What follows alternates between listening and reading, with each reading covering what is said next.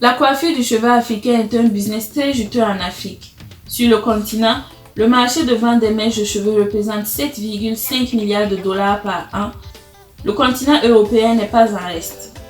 La présence de fortes communautés africaines a induit la floraison de nombreux salons de coiffure et de boutiques de vente de mèches de cheveux. Perruques, produits d'entretien mais aussi retour aux cheveux naturels, il y a plusieurs niches dans ce business. J'ai posé ma caméra à Lyon dans le quartier de la Guillotière pour mieux comprendre ce business. Pourquoi ce quartier? Historiquement, c'est un endroit où se sont implantés des migrants venus notamment d'Afrique. Grand lieu de mixité sociale, on y retrouve des restaurants, des épiceries et des salons de coiffure africains. C'est dans ces endroits stratégiques à l'ambiance typiquement africaine que je vous propose une véritable immersion dans l'univers du business du cheveu africain. La gérante du salon One Style Beauty nous parle stratégie, prix, préférence de sa clientèle et tendance capillaire. La majorité des personnes, ils aiment bien acheter et pouvoir se faire coiffer sur place.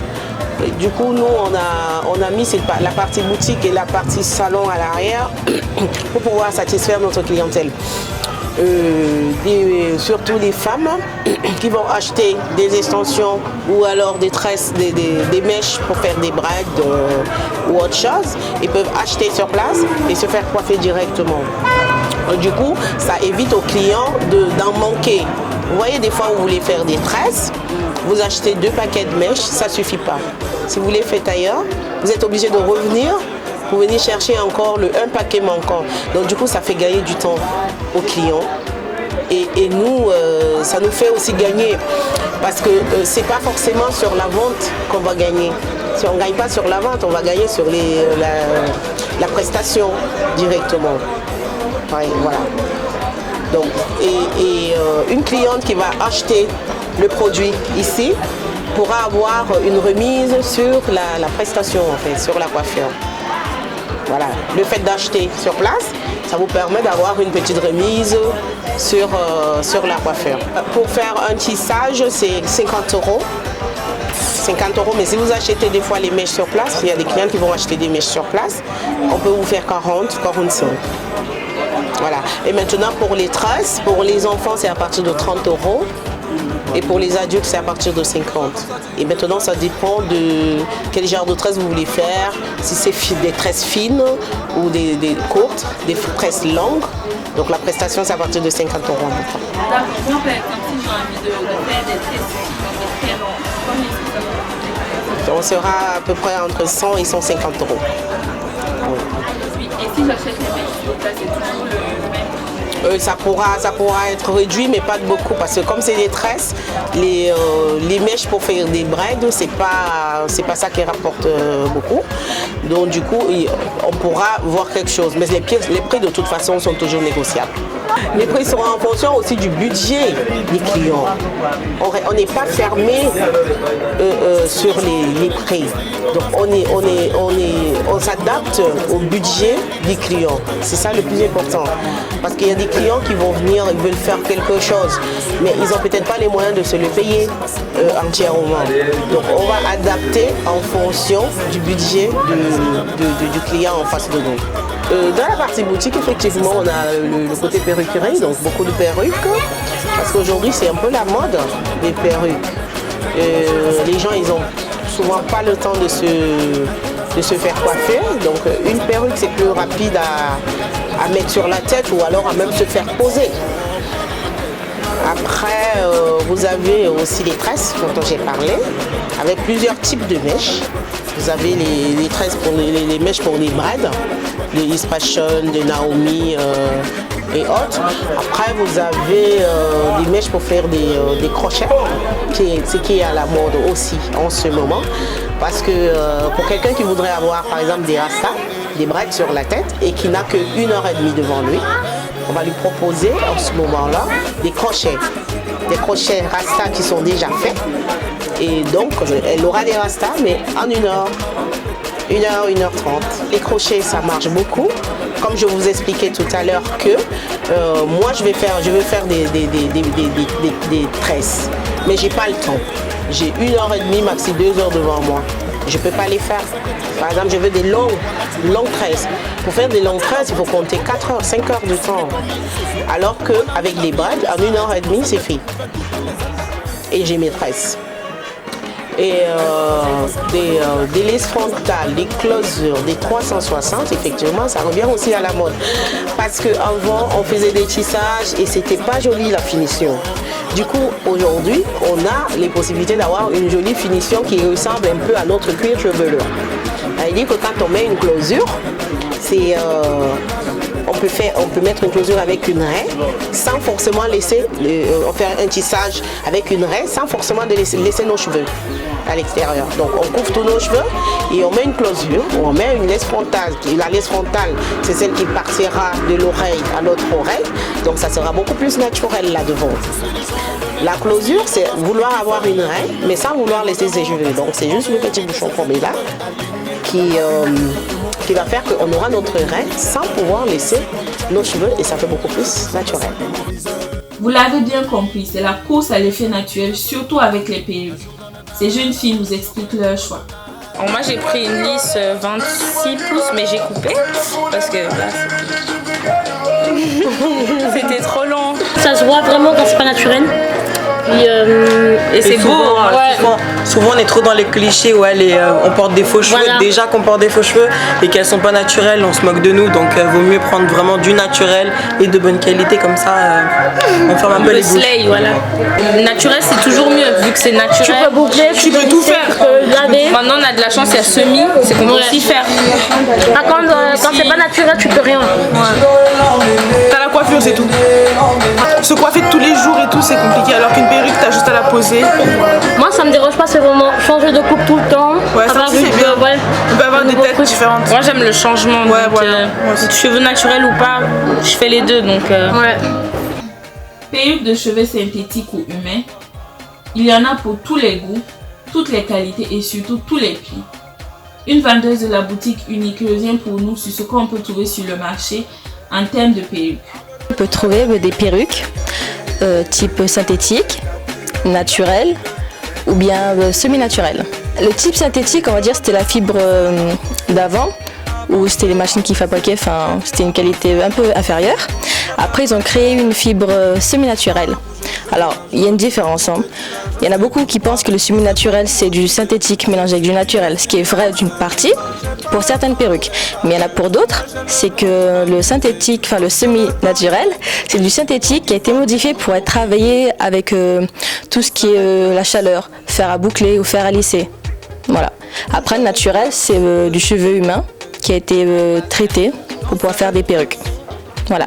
Quand on me demande qu'on cherche une perruque, je demande déjà c'est pour faire quoi exactement. Il y en a par exemple c'est pour une occasion, une soirée. Dans ces cas-là, je les dirigerai plutôt vers du synthétique ou du semi-naturel, quelque chose qui va durer beaucoup moins longtemps, avec un budget inférieur. Et pour celles qui, par exemple, c'est pour un port régulier, ou des personnes qui sont atteintes de maladies, je les dirigerai plutôt vers du naturel. Une qualité qui va durer beaucoup plus longtemps. Par exemple, on peut trouver des perruques synthétiques, enfin semi à 45 €. En naturel, on peut aller jusqu'à 350 et autre part, on peut trouver jusqu'à 1000 €. Ça dépend de la qualité, oui. Et ça dépend, vraiment ça dépend. Par exemple, on peut trouver aussi des perruques courtes en naturel pour 45 €. D'accord, en fait ça dépend de quoi, de la longueur. Pour les semis, non, ça dépend pas de la longueur, ça dépend de la qualité de la marque par rapport au prix. Et pour le naturel, ça dépend surtout de la longueur. Avec ce modèle précisément, ce sont surtout pour les personnes qui ne supportent pas les perruques, qui veulent rajouter de la longueur. Et avec ça, on peut faire sortir ses cheveux au niveau de l'ouverture. C'est-à-dire ça donnera un rendu beaucoup plus naturel. Par exemple, pour moi, je vais porter de la longueur. Je vais le mettre au niveau du milieu de la tête et je vais faire sortir mes cheveux au-dessus pour avoir un rendu beaucoup plus naturel. La différence entre ces deux perruques, c'est que celle-ci, c'est une semi-naturelle et celle-ci, c'est du brésilien. Il faut savoir, j'ai oublié de vous dire que quand en naturel, on a différentes qualités. Il y a le naturel, et il y a le brésilien et il y a l'indien. Alors le naturel, c'est du cheveu humain, mais qui a été fabriqué en machine, c'est-à-dire que ce sont des mèches naturelles qui ont été collées entre elles avec du silicone pour créer la mèche. Sachant que le brésilien et l'indien, c'est vraiment le cheveu humain. Alors ceci, c'est une dentelle, on appelle ça lace frontale. C'était une technique qui a été inventée pour avoir un rendu beaucoup plus naturel. C'est-à-dire, avec celle-ci, par exemple, vous pouvez faire des queues de cheval, vous pouvez faire l'arrêt où vous voulez. Celle-ci, elle fait vraiment le semblant, je ne sais pas si vous allez voir, le semblant de crâne. Il fait vraiment l'effet crâne. Par exemple, là, on voit avec la tête à perruque qui est jaune, on voit bien la démarcation. Contrairement à une perruque simple. J'ai fait exprès de prendre deux choses différentes. Celle-ci, déjà, par rapport à sa qualité, qui est du semi. Et celle-ci, par exemple, elle a une seule raie. Vous voyez au niveau ici. Elle est plutôt sur le côté. Celle-ci, elle est sur le côté. C'est-à-dire que vous ne pouvez pas faire de raie au milieu. Même si, par exemple, vous voulez tout envoyer en arrière, les cheveux, on verra toujours la raie qui se situe ici. Voilà. Vous avez beaucoup moins de manipulation. Et oui, depuis à vous couper le souffle. Comptez 400 € pour cette laisse frontale, 150 € pour cette coupe carrée. Pour des perruques de qualité inférieure, comptez une soixantaine d'euros. Dans ce business du cheveu afro, il n'y a pas que les mèches et les perruques, il y a une autre niche, celle des produits d'entretien pour les cheveux naturels. Il est devenu quasiment impossible aujourd'hui de parler du business du cheveu africain sans parler d'une tendance qui s'est emparée des réseaux sociaux, le nappy. Ne m'a pas fait gratter, c'est toi ma beau. Ruby c'est très aimé, mais c'est toi ma bien-aimée. Diamant est très précieux, mais c'est toi ma préférée.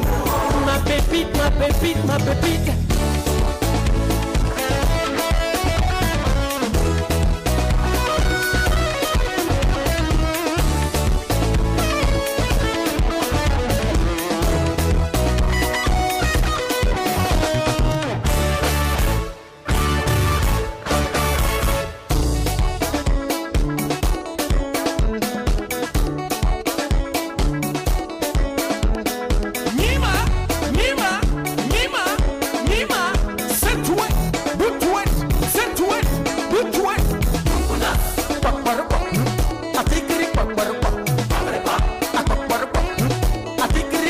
Autre boutique, même ambiance musicale. Ici, nous parlons plutôt huile naturelle et produits pour les cheveux crépus. Les femmes ne font plus trop de tresses. Bon, ils préfèrent se reposer, être relax le soir. Donc, ce qu'on vend beaucoup, c'est les soins pour cheveux parce que la nouvelle mode nappy, ça fait que les gens entretiennent mieux, ils préfèrent leurs cheveux que voilà, de porter du synthétique ou bien. Donc, pour ça, on vend beaucoup les huiles aussi, les huiles de ricin, de karité, qui font vraiment pousser pour la pousse des cheveux.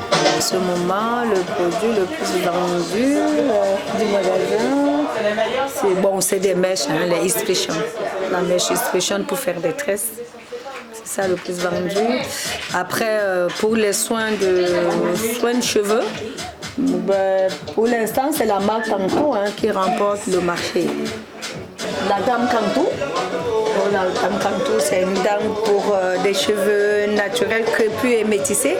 C'est une gamme, on a du shampoing jusqu'au gel qui hydrate bien les cheveux, qui fait pousser aussi. Donc c'est une marque, ça fait 2 mois, c'est 2 ans que c'est vraiment une tendance. Il n'y a pas de réclamation, il n'y a que de la pub. C'est une très bonne marque qui fait pousser les cheveux, ça hydrate bien. Et, bon, les clients sont contents. Et c'est fabriqué aux États-Unis. D'accord. Et ces produits-là, par exemple, ils coûtent combien si on veut une gamme complète de produits pour utiliser ça peut coûter à peu près combien? Bon, ça varie entre 20-60 euros parce qu'il faut quand même avoir le shampoing, l'après-shampoing, une crème nourrissante pour bien hydrater. Bon, c'est une gamme quand même qui reste dans le marché, qui n'est pas aussi chère. Une étape quasi inévitable pour devenir nappy, c'est faire un big shop hair.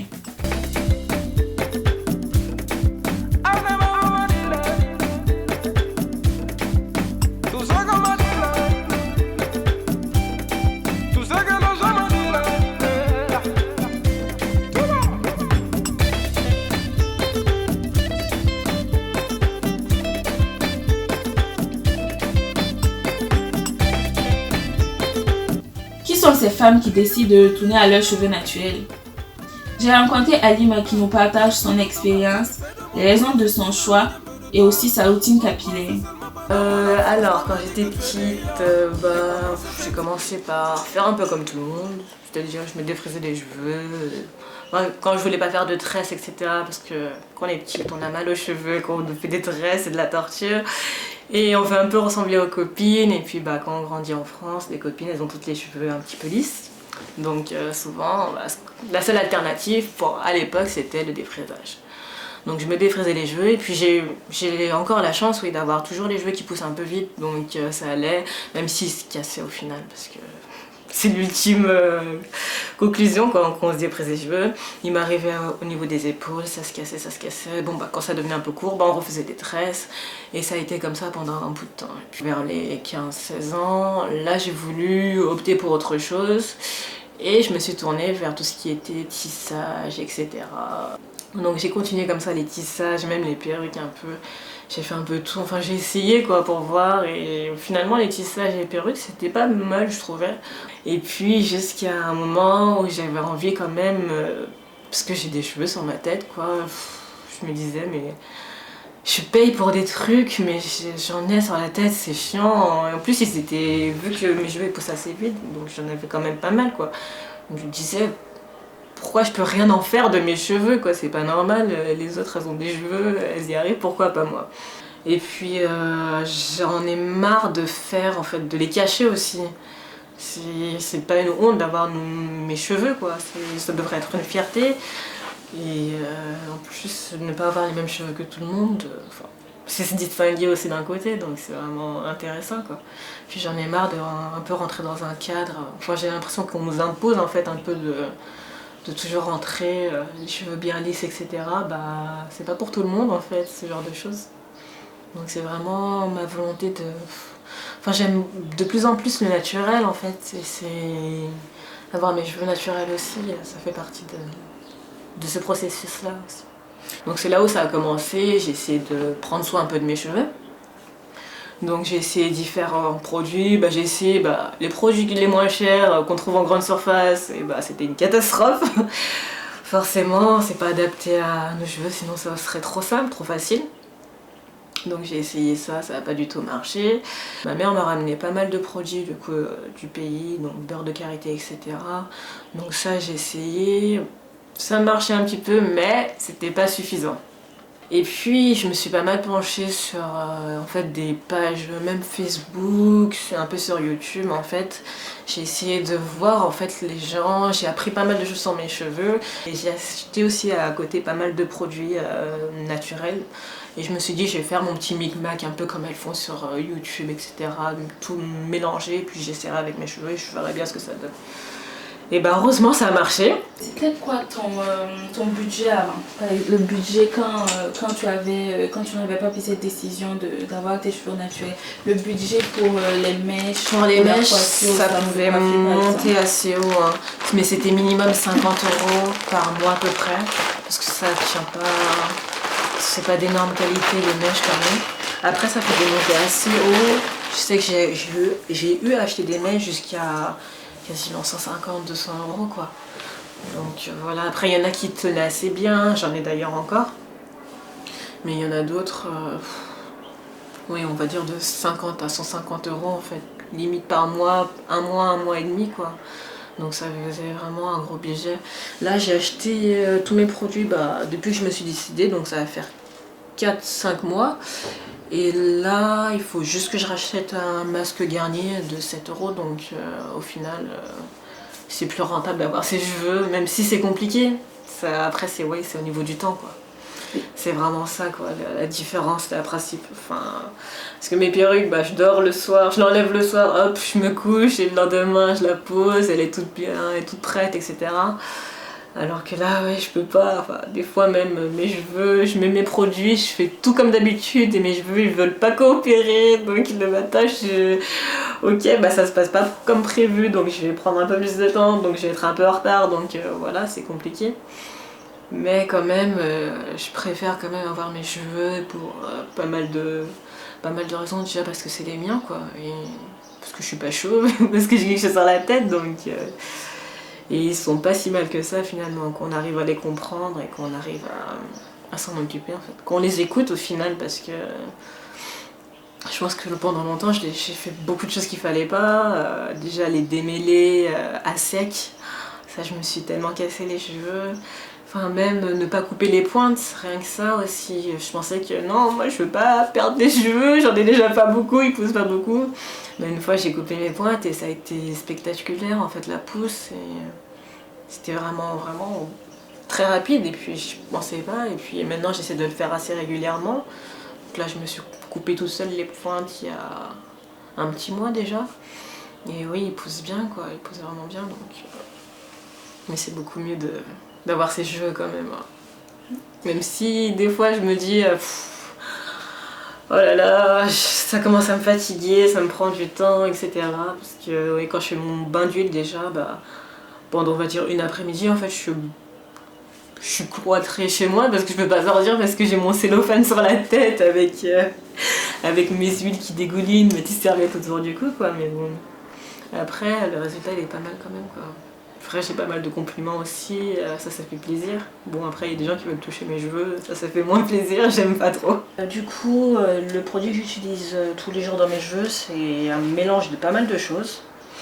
Donc j'utilise un petit contenant comme ça, c'est un Vapo. En fait je trouve que vraiment la diffusion elle est plus facile, elle est plus pratique, enfin l'application est plus pratique avec ce genre de contenant. Donc après au niveau des quantités, je fais un peu à l'œil. Là c'est de l'huile de ricin. Bon moi souvent ce que je fais c'est une pression. J'enchaîne du coup avec de l'huile d'amande douce. Hop. Donc là à chaque fois mes huiles en fait elles sont 100% naturelles. Là c'est un soin avec du beurre de karité, c'est pour les cheveux très dommagés et, voilà, et très secs. Donc après moi ce que j'aime bien pour mes produits c'est que j'utilise une petite application.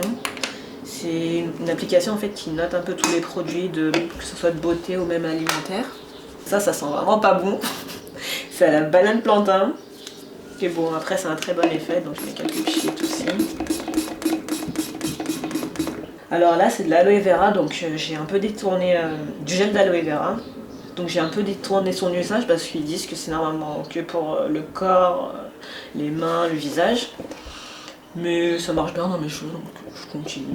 Avant lui c'est le masque de Garnier aussi que j'aime beaucoup. Qui sent super bon, qui sent la banane, j'adore. Bon j'en ai plus beaucoup. Hop. Là aussi je prends quelques cuillères, je mélange. C'est surtout pour l'odeur. Bon après il est bien noté, il n'a pas trop de produits chimiques. 98% d'origine naturelle. Donc après je mélange un peu aussi d'eau. Donc je préfère de l'eau minérale pour éviter au maximum la pollution de l'eau du robinet. Hop.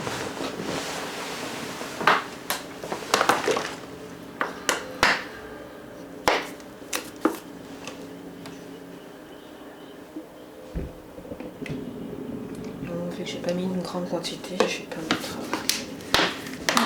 énormément d'eau. On mélange tout. Donc ça donne un produit assez blanchâtre. Voilà. Et c'est ce que je me pulvérise dans les cheveux du coup tous les soirs avant de me coucher. Donc en fait j'en mets un peu de partout.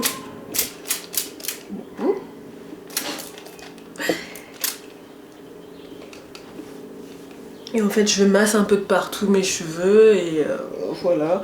Je les brosse pas forcément. C'est plutôt quand je fais mon bain d'huile en fait que je les brosse. Parce que je trouve pas ça très utile de les brosser tous les jours en fait. Parce que ça aussi c'était un truc qui casse vraiment les cheveux. Et du coup pour les brosser j'ai acheté une brosse un peu spéciale. C'est la seule brosse en fait qui démêle vraiment bien les cheveux, je trouve, crépus et sans les abîmer quoi. C'est pas un plaisir non plus de se brosser les cheveux, mais avec ça, ça fait pas mal quoi en fait. Donc voilà, j'utilise ça. Avant de me plaquer en fait, je mets soit de l'huile de coco, donc solide. En fait il suffit d'en prendre un peu. Moi j'aime bien quand elle est solide justement, je trouve que c'est plus pratique à utiliser. En fait je la fais fondre vraiment dans mes mains. Oui, je remets dessus, ça fait un peu... Ouais, ça structure en fait les cheveux un peu. Et du coup, soit je mets du coup l'huile de coco comme je disais, soit le beurre de karité. Donc c'est un beurre de karité pur aussi. Et le soir, avant de me coucher, hop, mon petit foulard, qui n'est pas sexy du tout. Vous l'avez bien vu, entre les mèches, les perruques, le retour au naturel, le business du cheveu n'a pas fini de nous surprendre. Elle dit je t'aime, Bara style, à cause de moi